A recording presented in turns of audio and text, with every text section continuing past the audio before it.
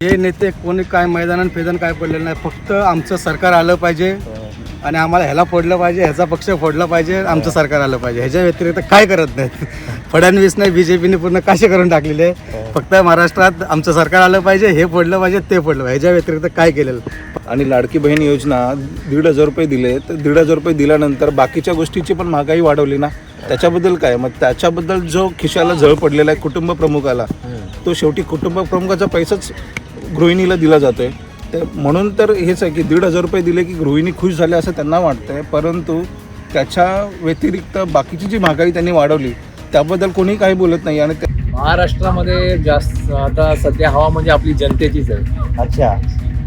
कारण की जनता आहे म्हणूनच सगळं काय चालतं. पण आजकालचे हे नेते आहेत ना, फक्त आपले पोट भरण्यासाठीच हे करतात. त्यांनी जनतेसाठी कायच नाही केलं. महाराष्ट्र हा प्रगल्भ आहे, शाहू फुले आंबेडकरांचा महाराष्ट्र आहे. तर शाहू फुले आंबेडकरांच्या महाराष्ट्रामध्ये लव जिहाद किंवा अजून हे वोट जिहाद वगैरे या गोष्टी मला वाटतं चालणार नाही. आणि ते बीजेपीने प्रयत्न करून बघितलेला आहे. आपण ते पण बघू शकतो, निकालानंतर आपल्याला कळेल, पण त्याचा इतका इम्पॅक्ट होणार नाही सर. आपल्याला निवडून द्यायचं म्हणजे येणारा फसवणारच आहे आपल्याला. याच्यापेक्षा काय वेगळं आहे. पेनाची नीब या चिन्हासमोरील बटन दाबून संभाजीराजेंच्या स्वराज्य पक्षाला विजयी करा.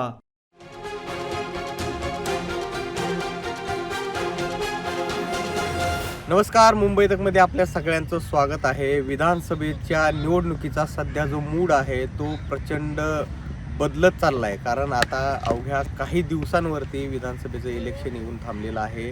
आणि याच पार्श्वभूमीवरती आपण वेगवेगळ्या म्हणजे समाजातील वेगवेगळ्या स्तरांमध्ये जाऊन चर्चा करतोय, लोकांशी गप्पा मारतोय आणि त्यांच्याकडून जाणून घेतोय की महाराष्ट्राचा मूड नेमका काय आहे. आणि याच धर्तीवरती आज आपण आलेलो आहोत नवी मुंबईतल्या राजीव गांधी स्टेडियमवरती. आणि इथं काही खेळाडू आपल्यासोबत आहेत, त्यांच्याशी आपण चर्चा करून त्यांच्याकडून जाणून घेणार आहोत की त्यांच्या मनात नेमकं काय चाललंय आणि त्यांच्या मनातला नेता कोण आहे, कुणी काय केलंय, कुणी काय केलेलं नाहीये, या सगळ्या गोष्टींवरती आपण त्यांच्यासोबत संवाद साधणार आहोत.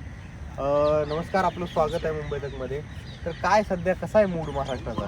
महाराष्ट्राचा मूड सध्या खूपच चिघळलेला इन द सेन्स की राजकारण हे असं झालेलं आहे की कोण कुठे आणि कोण आहे.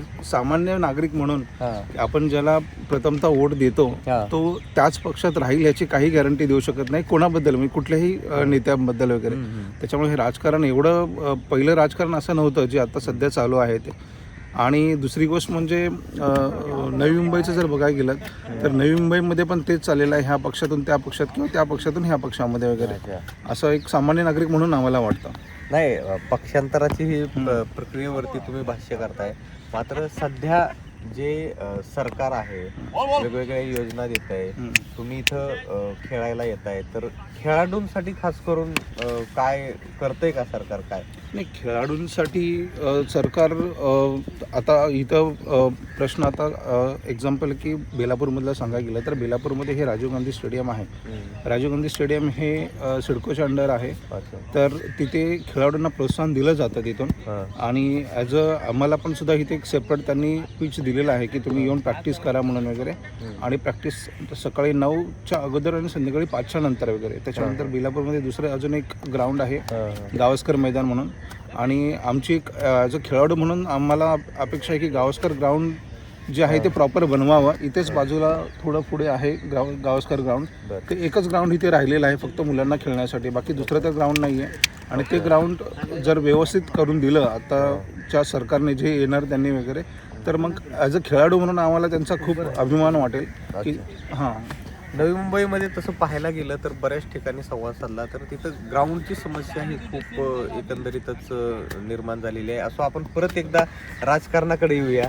तर काय महाराष्ट्राचा मूड काय आहे? आणि महाराष्ट्रामध्ये हे नेते कोणी काय मैदानात फेदन काय पडलेलं नाही, फक्त आमचं सरकार आलं पाहिजे आणि आम्हाला ह्याला फोडलं पाहिजे, ह्याचा पक्ष फोडला पाहिजे, आमचं सरकार आलं पाहिजे, ह्याच्या व्यतिरिक्त काय करत नाहीत. फडणवीस नाही, बीजेपीने पूर्ण काशे करून टाकलेले. फक्त महाराष्ट्रात आमचं सरकार आलं पाहिजे, हे फोडलं पाहिजे, ते फोडलं पाहिजे, ह्याच्या व्यतिरिक्त काय केलेलं फक्त महाविकास आघाडीच इकडे जिंकून येणार, बस बाकी काय नाही. तू महाविकास आघाडीकडे काय आहे असं प्रभावी की तुम्हाला वाटतं की महाविकास आघाडी पुन्हा येईल? मग म्हणजे असं काय त्यांच्याकडे काही वेगळं काय नाहीये, फक्त एवढंच आहे की जे आता बघतोय ना आपण महाराष्ट्रात हे बीजेपीने जे चालवलेलं आहे, हे पक्ष फोड, तो पक्ष फोड, म्हणजे त्यांना लोकांच्या ह्याची काय पडलेली नाही, फक्त आम्ही सत्तेत आलो पाहिजे, खुर्ची आलो पाहिजे आणि हे फोडलं पाहिजे आणि ते फोडलं, ह्याच्या व्यतिरिक्त कामकाज काय नाही, बाकी काय नाही, बस हेच चाललेलं आहे. नाही पण ते तर सांगतात की लाडकी बहीण योजना आहे आणि खिशातले देतात, वेगवेगळ्या योजना आहेत. खिशातले पैसे देतात ते, आमचेच घेतात आणि देतात ना, खिशातले देतात. नाही पण एवढे जाहिरातींचा एवढा सगळा हे चालू आहे भडीमार, मग आता काय लोक तर खुश होत आहेत. मग मतं कुठून भेटणार, मग नाही जाहिरात केली तर. जाहिरातीसाठी पैसा आला कुठून? जाहिरातीसाठी जो पैसा वापरतात तो पैसाही पब्लिकचा पैसा आहे. आणि लाडकी बहीण योजना 1,500 रुपये दिले, तर 1,500 रुपये दिल्यानंतर बाकीच्या गोष्टीची पण महागाई वाढवली ना, त्याच्याबद्दल काय? मग त्याच्याबद्दल जो खिशाला झळ पडलेला आहे कुटुंब प्रमुखाला, तो शेवटी कुटुंब प्रमुखाचा पैसाच गृहिणीला दिला जातोय.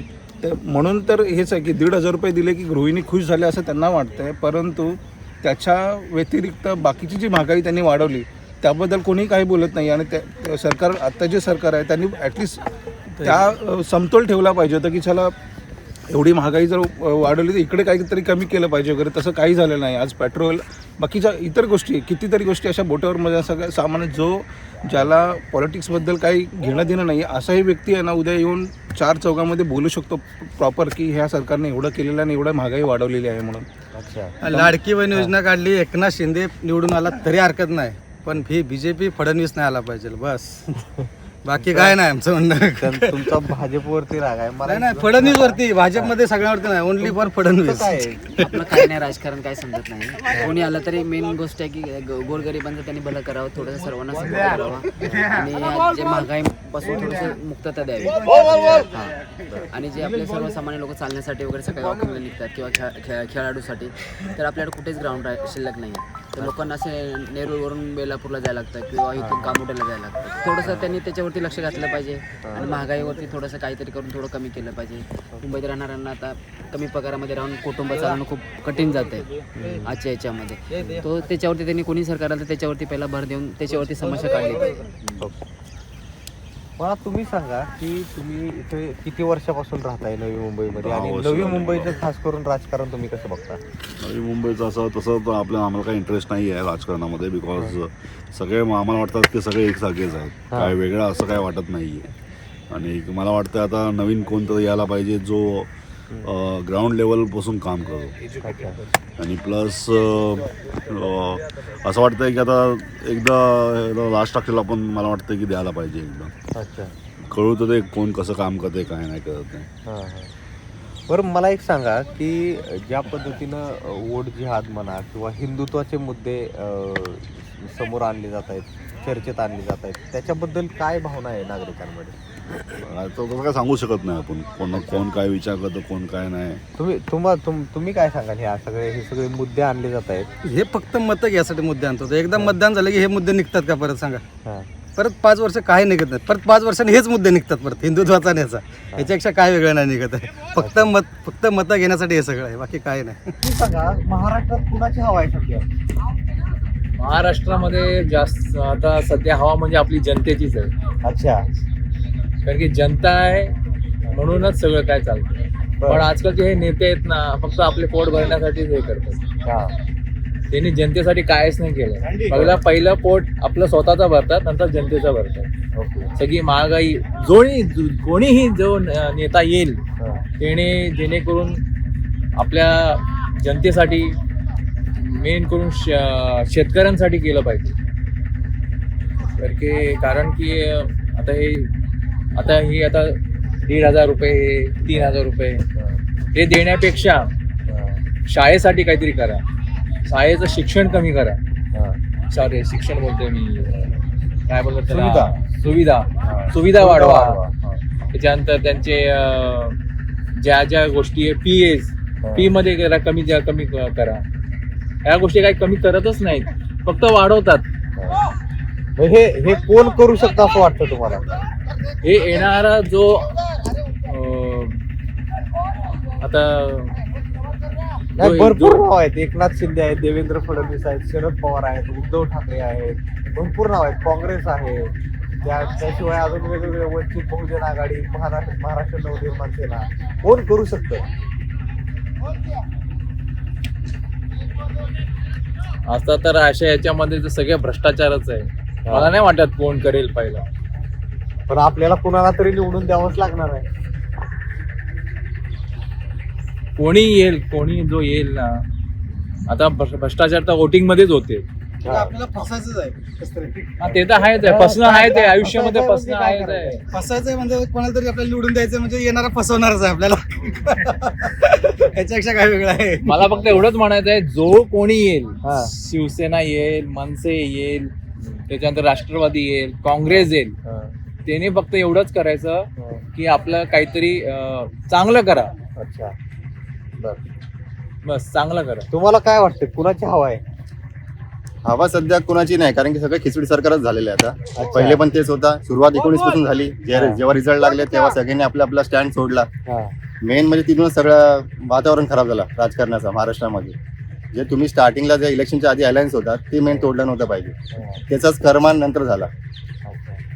मग आता हवा तसं कोणाची नाही, कारण की आता कुणावर तुम्ही ब्लेम करू शकता, कारण कोण एक इथं या पक्षात आहे, दुसऱ्या दिवशी त्या दुसऱ्या पक्षात चाललंय. याची सुरुवात 19च्या रिझल्ट पासून झाली. नवी मुंबईत खेळाडूंसाठी सुविधा आहेत का? असं बघायला गेलं बाकी इतर डिस्ट्रिक्टपेक्षा नवी मुंबईमध्ये बरंच आहे. अच्छा, कारण की आता आम्ही मुंबई वगैरे मध्ये बघतो त्याच्यापेक्षा इथंच जास्त आहे. ओके. हां, थोडेफार ग्राउंड तरी भेटतात काहीतरी खेळायला, बाकी जागी एवढं दिसत नाही. पण जे काय थोडंफार आहे त्याला जरा आणखीन जरा चांगलं डेव्हलप केलं पाहिजे थोडासा. महाराष्ट्रामध्ये कुणाची हवा आहे? राज ठाकरे. माझ्या मते यावेळेस राज ठाकरे यांना आपण संधी दिली पाहिजे. पण का दिली पाहिजे त्यांना सर? त्यांच्यात ते आहे जे ते घडू शकतात. ते एकदा निवडून पण आलेले नाशिकला, तर त्यांनी आपण बघू शकता की किती त्यांनी डेव्हलपमेंट केली आहे. तशी डेव्हलपमेंटची गरज आहे आपल्याला सर. आणि त्यांचं जे विजन आहे ते पण क्लिअर आहे त्यांच्या याच्यात. ते बाहेर जाऊन त्यांनी सगळं सर्वे केला आहे, माहिती केली आहे बाहेरच्या याच्यात कसं ते तसं महाराष्ट्र तसं घडवायला बघणार आहे. तर आपण संधी दिली पाहिजे त्यांना. बरं, हे महाराष्ट्रामध्ये जे मुद्दे सध्या पटेंगे तो कटेंगे वगैरे असे चर्चेत आणले जात आहेत, या सगळ्या मुद्द्यांकडे तुम्ही कसं बघताय? आता ते लोकांवरती आहे, बटेंगे तो कटेंगे. ॲक्च्युली माणसाने सगळ्यांना एक सारखं आपण बघितलं पाहिजे. बटेंगे तो कटेंगे हे सगळं चुकीचं आहे, नाही. तर आपल्याला स्वतःला आपण हुशार राहायला पाहिजे की कसं काय असतं. हिंदुत्व त्यानंतर हे ओढ जिहाद वगैरे हे मुद्दे लोकसभेला गाजले होते, तर ह्याच्यावरती तुमचं काय निरीक्षण आहे? सर, ते लोकसभेला गाजण्याचं कारण होतं की लोकसभा ही पूर्ण देश पातळीवरची निवडणूक होती आणि देश पातळीवरती त्या लेवलला जर सपोज असेल तर BJPला त्या गोष्टीचा फायदा होण्यासाठी त्यांनी ते प्रचारात आणलेले मुद्दे होते. परंतु आपलं महाराष्ट्र हा प्रगल्भ आहे, शाहू फुले आंबेडकरांचा महाराष्ट्र आहे. तर शाहू फुले आंबेडकरांच्या महाराष्ट्रामध्ये लव जिहाद किंवा अजून हे ओढ जिहाद वगैरे या गोष्टी मला वाटतं चालणार नाही. आणि ते BJPने प्रयत्न करून बघितलेला आहे. आपण ते पण बघू शकतो, निकालानंतर आपल्याला कळेल. पण त्याचा इतका इम्पॅक्ट होणार नाही सर. लव जिहाद झालं किंवा हे झालं, याच्यापेक्षा लोकांना आज सामान्यांच्या छोट्या छोट्या गोष्टींवरती त्यांना खूप आवश्यकता आहे की त्याच्यावरती काम करणारं सरकार पाहिजे. आमचा नेता त्या गोष्टींसाठी काहीतरी करेल अशी माणसं अपेक्षा ठेवत आहेत. परंतु आजकाल त्या गोष्टींवरती इतका फोकस न ठेवल्यामुळे विकासाची कामं जास्त न करता, इन्फ्रास्ट्रक्चर डेव्हलपमेंट ह्या गोष्टीकडे न जाता लोकांना फक्त म्हणजे मूर्ख आहेत लोक आणि त्यांच्याकडून आपण वेगळं काहीतरी काढू शकतो म्हणून असे काहीतरी मुद्दे आणून ते राजकारणाचा एक स्तर पूर्ण कमी करण्याचं काम होत आहे राजकारणात. पण तुम्ही म्हणताय की लोकसभेला होते, पण ते आताही आहे. म्हणजे आताही बटेंगे तो कटेंगे वगैरे असे नारे दिले जात आहेत, त्याच्यावरून पण वेगवेगळा मतप्रवाह सुरू झालेला दिसते. सर, बटेंगे तो कटेंगे या मुद्दा आला कुठून किंवा काढला कोणी, याचा एक मेन तुम्ही जर अभ्यास केला तर ते उत्तर प्रदेशचे मुख्यमंत्री आहेत योगीनाथ, त्यांनी तो मुद्दा काढला. तो मुद्दा काढण्याचं कारण पण कसं होतं की त्यांना लोकसभेला जे पूर्ण बहुमताचं सरकार BJP चालेलं नव्हतं. त्याच्यामुळे त्यांना असं वाटत होतं की जर आम्ही असे मुद्दे काढले तर आम्हाला त्याचा फायदा होईल. महाराष्ट्र आणि हरियाणाच्या निवडणुकीच्या अगोदर त्यांनी तो मुद्दा चर्चेत आणलेला होता आणि ते जे उत्तर प्रदेशच्या मुख्यमंत्र्यांनी केलेलं ते महाराष्ट्र BJPच्या सगळ्या नेत्यांनी फॉलो करून ते राज्यात आणण्याचा प्रयत्न केला. परंतु ते या मुद्द्यांवरती मला वाटत नाही असं एवढं काय होईल आणि त्या गोष्टींचा जास्त इम्पॅक्ट होईल. आपल्याकडे रस्ते, पाणी, मूलभूत सुविधा, लोकांना काम, डेव्हलपमेंटच्या गोष्टी याच्या व्यतिरिक्त लोकांना एवढं राजकारणातलं जास्त इंटरेस्ट याच्यासाठीच राहत नाही. आणि जो जो म्हणजे आपण म्हणतो ना राजकारणाचा विचका करून ठेवला आहे आपल्या सगळ्या पार्टींनी, तर आज त्या प्रकारचं राजकारणाबद्दल कोणी बोलताना दिसत नाही, कोणाला त्याच्याबद्दल काही आपुलकी नाही, आस्था नाही. लोकांचं फक्त एवढं आहे की हे सगळे एकाच माळेचे मणी आहेत, कुठल्या पण नेत्याला निवडून द्या तुम्ही, परत तेच होणार आहे आणि नंतर तुम्हाला जे मूलभूत सुविधा आहेत किंवा तुमचा स्वतःचा पर्सनल विकास आहे त्या गोष्टींमध्ये लोकांना काही याच्यामधून मिळत नाही. महाराष्ट्रात कुणाची हवा आहे काय वाटतंय? महाराष्ट्रात हवा अशी कुणाची सांगता येणार नाही सर, कारण काय झालेलं आहे की याच्यामध्ये एक पार्टी पॉलिटिक्स वगैरे या गोष्टी पूर्णपणे विचलित झालेल्या आहेत, विस्कटलेल्या आहेत. महाराष्ट्राची जी घडी समजा 5-10 वर्षांपूर्वी होती की कोणता तरी एक पक्ष आहे, काय आत्ता पक्ष वगैरे काय राहिलेलं नाही. प्रत्येकजण मला कसं तिकीट भेटेल, मी कुठल्या पक्षात नाही किंवा काय, बाप एका पार्टीतून लढतोय, मुलगा दुसऱ्या पार्टीतून लढतोय. म्हणजे यांना कसं आहे ना सर की फक्त घरात सत्ता ठेवायचे, सत्तेतनं पैसा मिळवायचा आणि पैशातून परत आपलं स्वतःचं घर पोट भरायचं, बाकी यांना काही देणं नाही. काय सांगा, वेगवेगळ्या योजनांचा सध्या गाजावाजा केला जातोय, या योजना लोकांपर्यंत खऱ्या अर्थानं पोहोचतायत का? कुठे कुठे पोचत आहेत मला वाटतं ज्यांचे सरकार आहे त्यांच्याकडे मला वाटतं जास्त पोचत आहे. अदरवाईज बहुतेक ठिकाणी जिकडे पोचायला पाहिजे, जिकडे खरंच गरज आहे त्या साईडला मला वाटत नाही पोचत असतील तर. आणि हे फक्त मला वाटतं की आता फक्त इलेक्शन पुरतं असणार आहे, पुढे कंटिन्यू राहील नाही राहील कोणालाच माहीत नाही. तर एकंदरीत अशी मतं आहेत नवी मुंबईमध्ये खेळणाऱ्या या खेळाडूंची, त्यांच्यासाठी सुविधांची काहीशी वानवा आहे असं सुद्धा मतं त्यांनी मांडली. त्याशिवाय राज्यातल्या राजकारणामध्ये पक्षांमध्ये होणारी फटाफूट असेल किंवा राजकारणामध्ये झालेला विचका असेल, या गोष्टींवरती त्यांनी आपली सडेतोड अशी मतं मांडलेली आहेत. निलेश झालटे, नवी मुंबई, मुंबई तकसाठी.